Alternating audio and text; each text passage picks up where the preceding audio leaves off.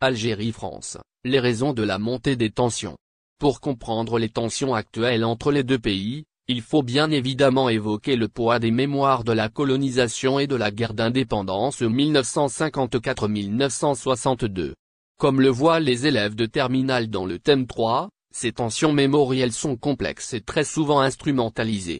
Elles refont ainsi surface à chaque crise entre Paris et Alger. Si les relations entre la France et l'Algérie sont si complexes, c'est qu'il s'agit de questions de politique à la fois intérieure et extérieure pour les deux pays.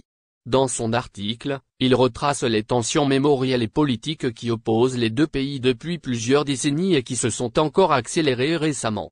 Lorsque le président français, Emmanuel Macron, a reconnu la souveraineté du Maroc sur le Sahara occidental, cela a été vécu comme une humiliation de plus pour Alger, qui soutient les indépendantistes du Front Polisario dans cette région.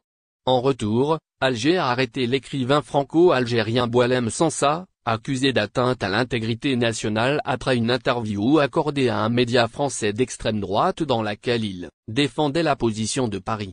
L'occasion pour de nombreuses personnalités politiques françaises de la sphère nationaliste de critiquer l'attitude d'Alger et par extension de nombreux ressortissants algériens présents en France. Ainsi, le ministre de l'Intérieur, Bruno Retailleau, a essayé d'expulser un TikToker algérien, l'accusant de préparer des actions violentes en France. L'Algérie a, cependant refusé cette extradition. La décision du ministre Retailleau de curieuse démonstration de force. Cependant, après l'attentat de Mulhouse du 22 février, beaucoup déplorent que le terroriste ciblé par une obligation de quitter le territoire français, ait été refoulé d'Algérie en violation des accords de 1968 sur le statut des migrants en France et en Algérie. Ces tensions s'inscrivent en fait dans un mouvement régulier de crispation et de rapprochement qui oppose les deux pays. Il accuse notamment la France de ne pas œuvrer suffisamment pour apaiser les tensions mémorielles qui déchirent les deux pays depuis la fin de la guerre d'Algérie en 1962.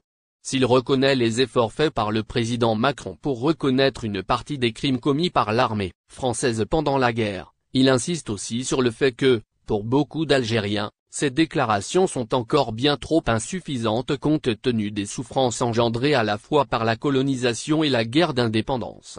Persuadé que les Algériens n'attendent pas forcément de compensation financière, il affirme que la France doit cependant régler des dossiers importants pour espérer apaiser les relations avec l'Algérie.